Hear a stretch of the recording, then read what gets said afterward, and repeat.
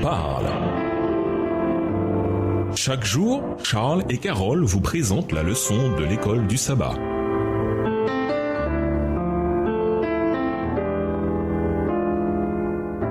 Bienvenue dans votre émission Dieu nous parle. Nous voilà au jeudi 17 mars, l'église de Laodicée.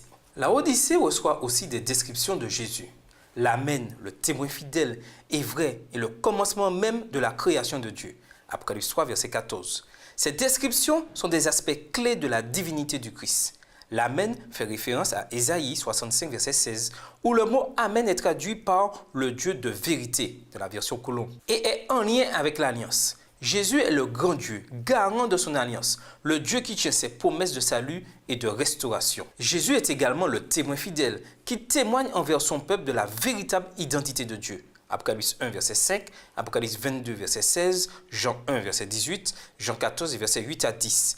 Il est également le Créateur. Colossiens 1, les versets 16 et 17. Lisons Apocalypse 3, les versets 14 à 22. Quel conseil Jésus donne-t-il à cette église? Que signifient ces paroles pour nous aujourd'hui? Apocalypse 3, les versets 14 à 22. Écrit à l'ange de l'église de Laodicée. Voici ce que dit l'Amen, le témoin fidèle et véritable, le commencement de la création de Dieu. Je connais tes œuvres, je sais que tu n'es ni froid ni bouillant. Puisses-tu être froid ou bouillant? Ainsi, parce que tu es tiède et que tu n'es ni froid ni bouillant, je te vomirai de ma bouche. Parce que tu dis, je suis riche, je me suis enrichi et je n'ai besoin de rien. Et parce que tu ne sais pas que tu es malheureux, misérable, pauvre, aveugle et nu. Je te conseille d'acheter de moi de l'or éprouvé par le feu, afin que tu deviennes riche, et des vêtements blancs, afin que tu sois vêtu, et que la honte de ta nudité ne paraisse pas, et un collier pour oindre tes yeux, afin que tu vois. Verset 19. Moi, je reprends et je châtie tout ce que j'aime. Aie donc du zèle et repens-toi. Voici, je me tiens à la porte et je frappe. Si quelqu'un entend ma voix et ouvre la porte, j'entrerai chez lui, je souperai avec lui et lui avec moi. Celui qui vaincra, je le ferai asseoir avec moi sur mon trône, comme moi j'ai vaincu et me suis assis avec mon Père sur son trône.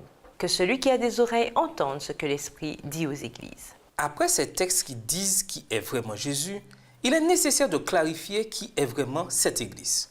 Autrement dit, nous ne pouvons nous connaître vraiment nous-mêmes que si nous connaissons d'abord Dieu. Les gens de cette église se sont leurrés au point de croire l'opposé de ce qu'ils sont vraiment. Apocalypse 3, verset 17. Jésus plaide ensuite avec eux pour franchir les étapes nécessaires afin d'avoir une vision claire, chose indispensable pour voir les choses telles qu'elles sont vraiment et également pour qu'ils soient changés comme ils ont besoin de l'être. Apocalypse 3, verset 18. L'alternative est le jugement de Dieu en deux phases. D'abord, il peut être nécessaire d'avoir un peu de bonne vieille discipline parentale. Apocalypse 3, le verset 19. Ensuite, il y a la possibilité que Dieu nous vomisse de sa bouche comme une gorgée d'eau tiède. Apocalypse 3, le verset 16. Mais cette église, qui est si près d'être chassée loin de la présence de Dieu, reçoit également les plus grandes promesses. Jésus veut s'attarder chez eux pour prendre un repas. Apocalypse 3, verset 20. Quelque chose qui est réservé aux amis proches.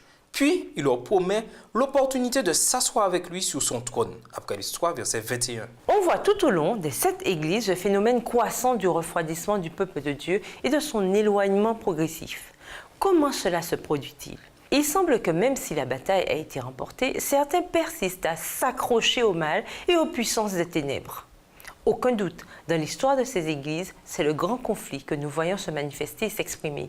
Il se poursuivra donc jusqu'au retour de Jésus. Et nous vous laissons avec cette question de réflexion. Pensez-vous que le message à la Odyssée est prêché à outrance? Pourquoi? Au revoir. Et à demain si Dieu veut. Dieu nous parle. Chaque jour, Charles et Carole vous présentent la leçon de l'école du sabbat.